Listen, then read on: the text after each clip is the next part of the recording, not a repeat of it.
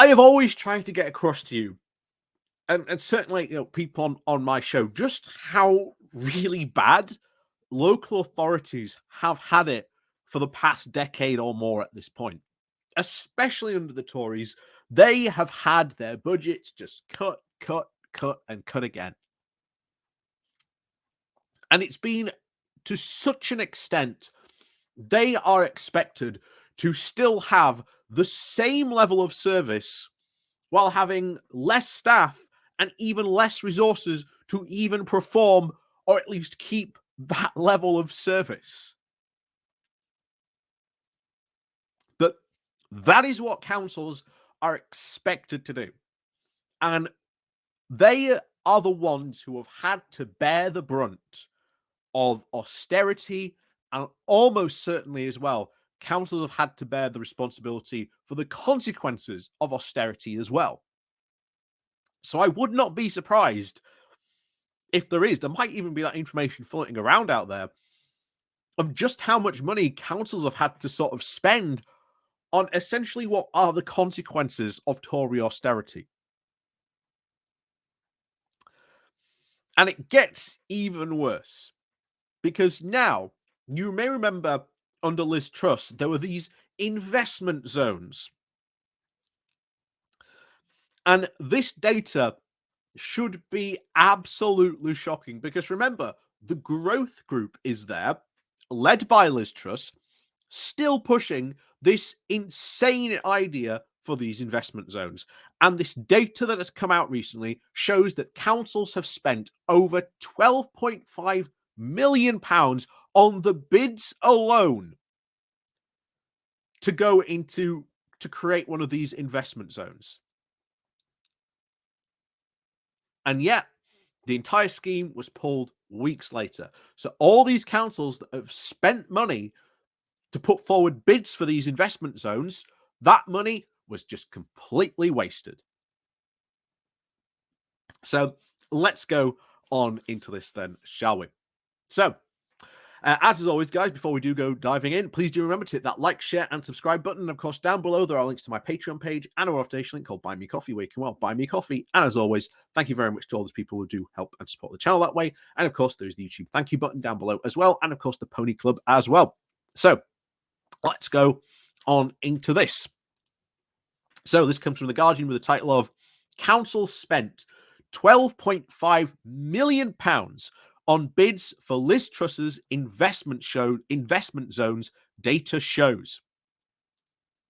So, cash-strapped councils are estimated to have spent £12.5 million compiling bids to launch the low-tax and regulation-light investment zones that were binned by the government just weeks later, new figures now suggest. Labour, which has compiled the analysis for the waste suffered by local authorities, hit out at the quote cost of the Tory chaos, given that the scheme was effectively ditched by the then Prime Minister Rishi Sunak when he took over after Liz Truss's short-term premiership. Initially billed as a major part of Truss's growth agenda, the investment zone announcements saw a rush of interest, with over 626 submitted from over 90 councils across England. But while many areas jumped at the chance to be granted the slimmed-down planning rules, others have regulations eased, as well as tax breaks to encourage investment. Pulling together, the document came at a cost. Councils had to spend an average of over £20,000 to £30,000 for each bid for central government funding, and sometimes lost staff hours while work was done preparing for these submissions, according to the Society for Local Authority Chief Executives. Talking to the most of the Conservative end of that estimate, the total cost to councils was estimated to have been at least £12.5 million.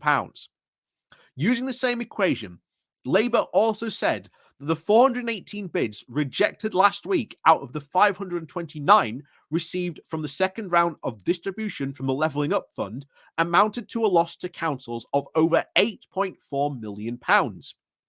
The nature of the system, which sees local authorities forced to bid for central government funding, was criticised by Lisa Nadley, Labour's shadow levelling up secretary. And I say this is so ridiculous because they are forced to bid for this. If you want money, the local councils are forced to compete with other areas that need that money just as much. This just goes to show you why this whole leveling up system and the way it's being done, forcing these areas who need this investment don't get it. They have to be forced to do it. And you look at how much they've had to spend, an average of £20,000 to £30,000. If you're a council that's already suffering from decades of cuts and were hoping at least, maybe this could attract a lot of investment. Maybe this could be, something good for our local area. Again, it wouldn't have been, but that's another story. That's a lot of money for a council to spend just on a bid. And that's a lot of lost staff hours they were probably having to spend just on trying to write that bid alone.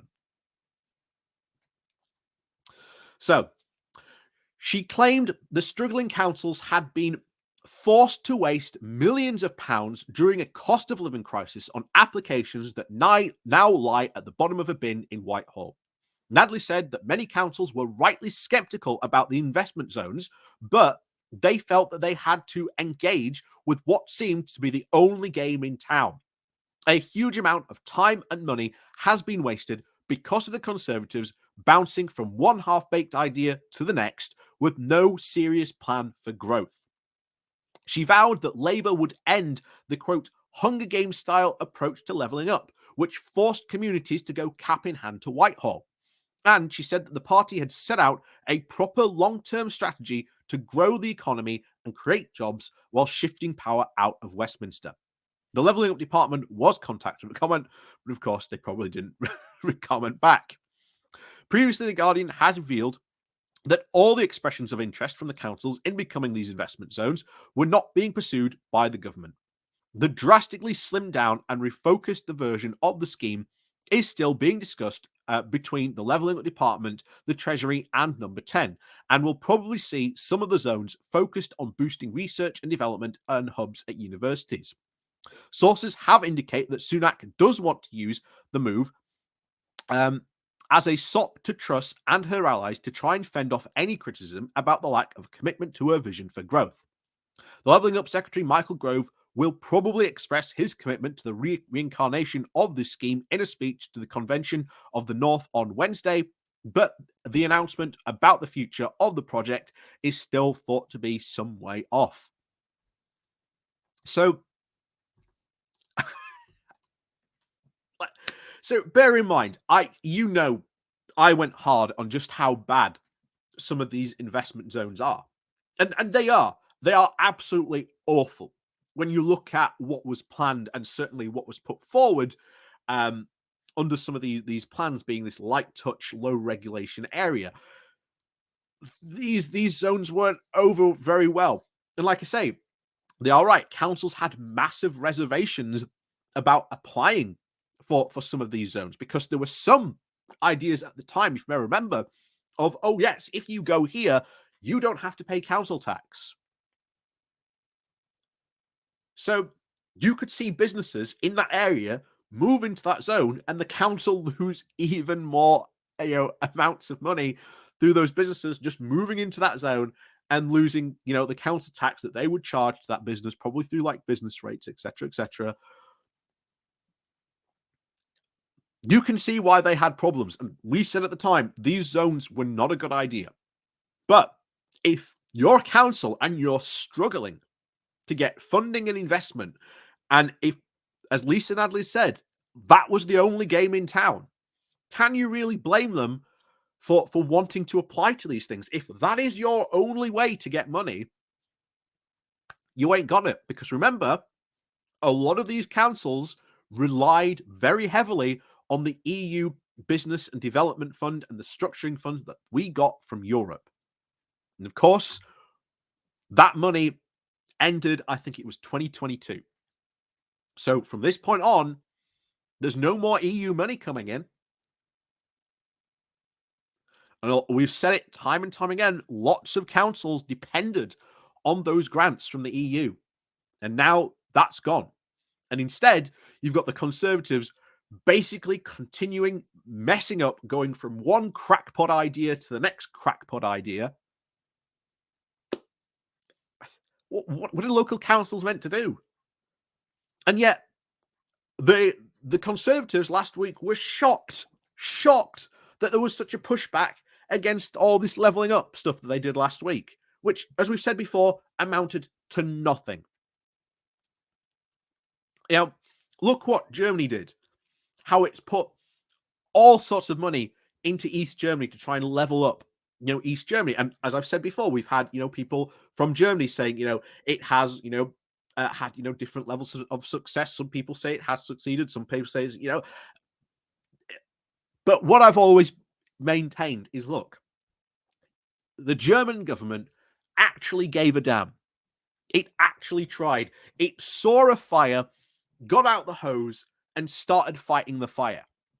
Our government, on the other hand, sees the fire and goes, oh, better get out the pipette. And if they're basically gone, oh, there we go. Two drops should do it. That should put out the fire. And then they're shocked that the fire is still going. But we used 2 drops of water. Shouldn't that put out the fire? No. Absolutely not. But yeah, this is just yet a continuing saga of absolute failure. And it just goes to show you why Liz Truss and her rest of the gang in this growth group should not be taken seriously and should not be seen in any way, shape, or form as politicians or even as a group that could have a serious contribution to the UK. At least that's what I would hope. But of course, Rishi Sunak is absolutely, he's an absolute weak prime minister. And unfortunately, this growth group will certainly want to see their wacky, crazy ideas put forward. So I would not suspect if this is not, shall we say, the last we have seen of these investment zones. So, as always, guys, like I say, thank you very much for watching. Please do remember to hit that like, share, and subscribe button. And of course, down below, there are links to my Patreon page and a one-off donation link called Buy Me Coffee, where you can all buy me coffee. And as always, we'll always see you next time. So until then, see you soon.